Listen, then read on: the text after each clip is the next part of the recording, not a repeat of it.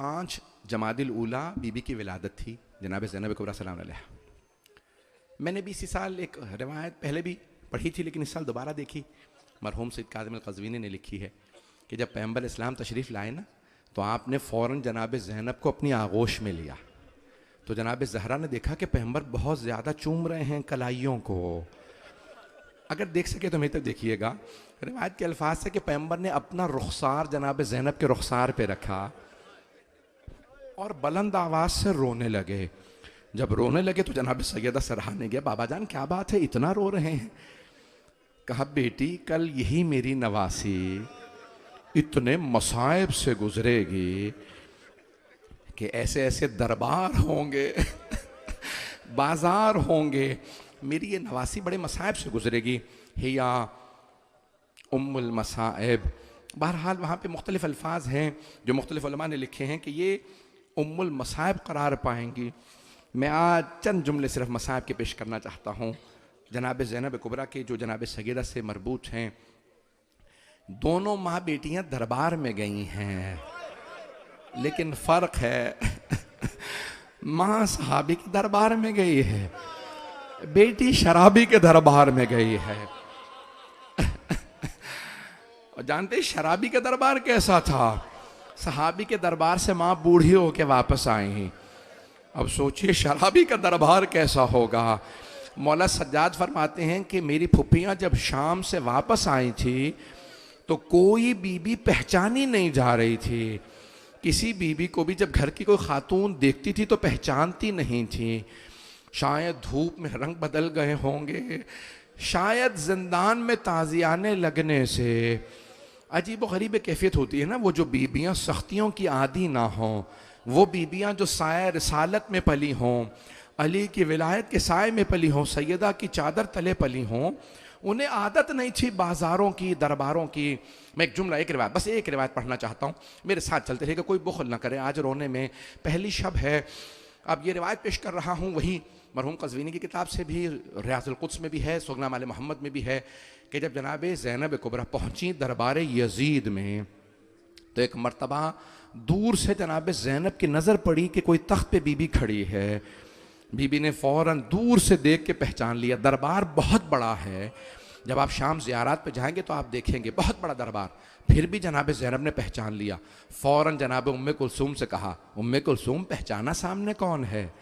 تو جناب ام کلثوم نے کہا کہ بی بی جب سے عباس کی شہادت ہوئی ہے میری دور کی بینائی کمزور ہو گئی ہے۔ بس بھئی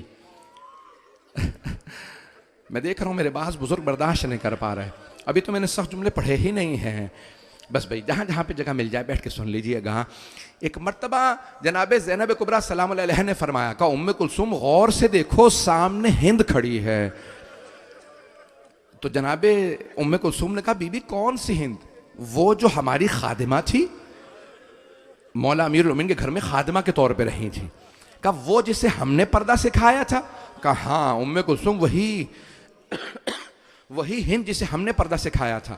اب جناب ام کلثوم نے کہا بی بی وہ ہند جسے ہم نے پردہ سکھایا تھا وہ تو پردے میں ہے لیکن ہم پردے میں نہیں ہیں۔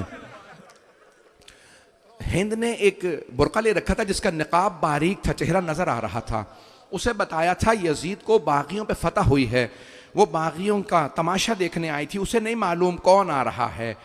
ایک مرتبہ بیبیاں اب سر جھکائے ہند کے سامنے سے گزر رہی ہیں۔ آپ جانتے ہیں نا جو غیرت مند لوگ ہوتے ہیں، باحیا ہوتے ہیں، وہ پریشانیوں میں مصائب میں اپنوں سے ملنا پسند نہیں کرتے۔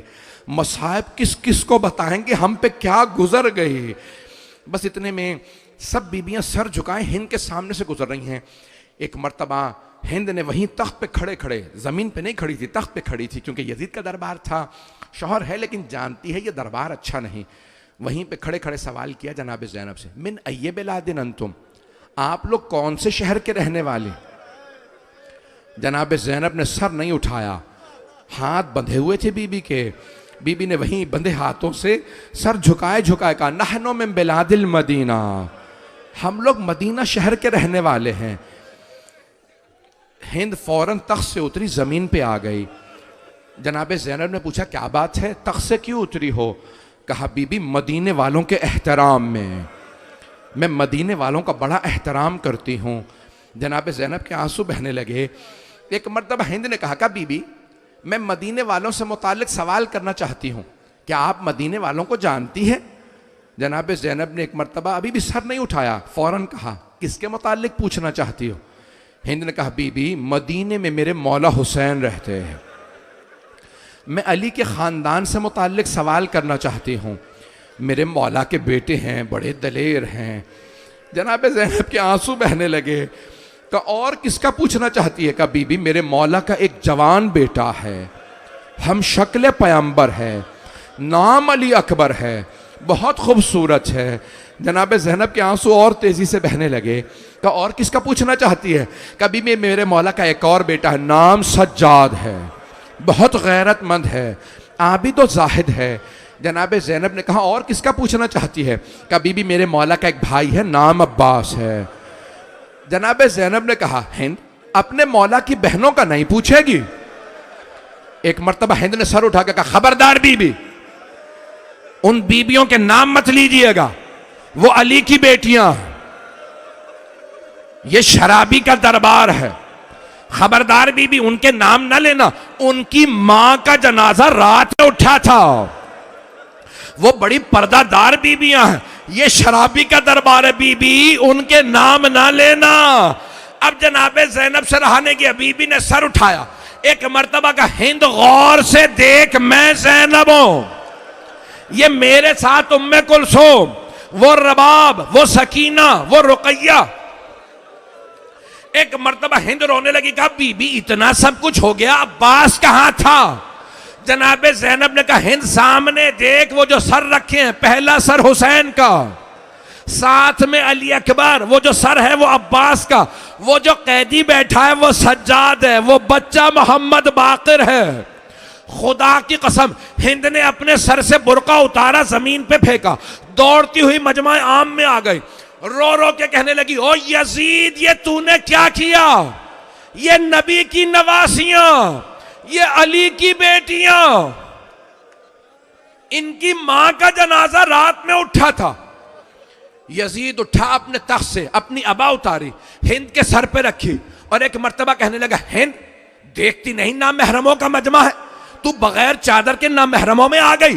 ہند نے یزید کی عبا اتار کے زمین پہ پھینکی. کہو یزید جنہوں نے ہمیں پردہ سکھایا, تو ان بیبیوں کو مجمع عام میں لے آیا. الا لعنت اللہ علی القوم الظالمین.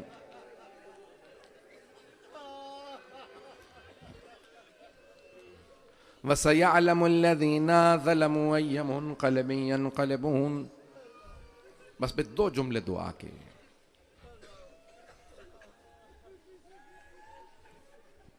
ہاتھوں کو بلند کیجئے گا.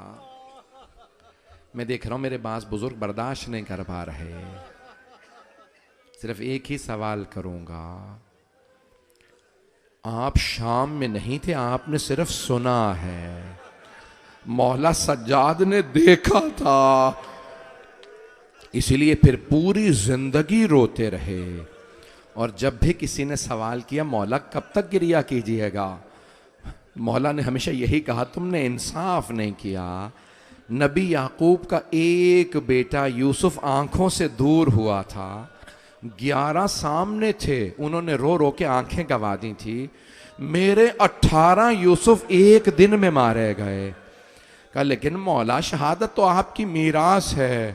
مولا نے کہا ہاں منہال شہادت ہماری میراث ہے, لیکن کیا ماؤں بہنوں کے ساتھ, پھپھیوں کے ساتھ بازاروں میں جانا, درباروں میں جانا, یہ بھی ہماری میراث ہے.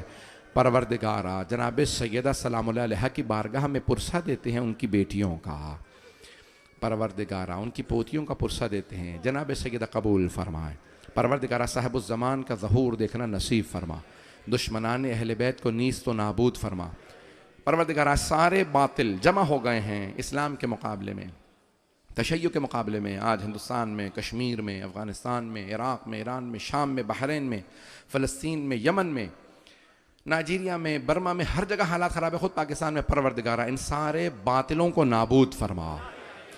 اسلام کی حفاظت فرما۔ پروردگارہ بانیان مجلس، حاضرین مجلس، سب کی توفیقات میں اضافہ فرما۔ ہماری گنہگار آنکھوں کو امام زمانہ کی زیارت نصیب فرما۔ دشمنان اہل بیت کو نیست و نابود فرما۔ پروردگارہ نہ جانے ان سب کو ائمہ علیہ السلام کے حرم سے کیا تکلیف ہے، آج سب ہمیں دھمکیاں دیتے ہیں کہ تمہارے ائمہ علیہ السلام کے حرم کو زد پہ لائیں گے۔ پروردگارہ جو بھی محمد و آل محمد کے زیارت گاہوں کو میلی نگاہ سے دیکھیں انہیں غارت فرما۔ پروردگارہ ہمارے مقامات مقدسہ کی حفاظت فرما۔ پروردگارہ جناب سیدہ کی قبر کی دوبارہ تعمیر ہوتا دیکھنا نصیب فرما۔ جنت البقیع دوبارہ تعمیر ہوتا دیکھنا نصیب فرما۔ پروردگارہ دنیا میں حالات خراب ہے، سب کی حفاظت فرما۔ جو ہاتھ بلند ہیں کسی کو رد نہ فرما۔ بے اولادوں کو اولاد عنایت فرما۔ مقروضوں کے قرضے ادا فرما۔ پریشان حالوں کی پریشانیاں دور فرما۔ ربنا تقبل منا انك انت السميع العليم بحق محمد وآله الطيبين الطاهرين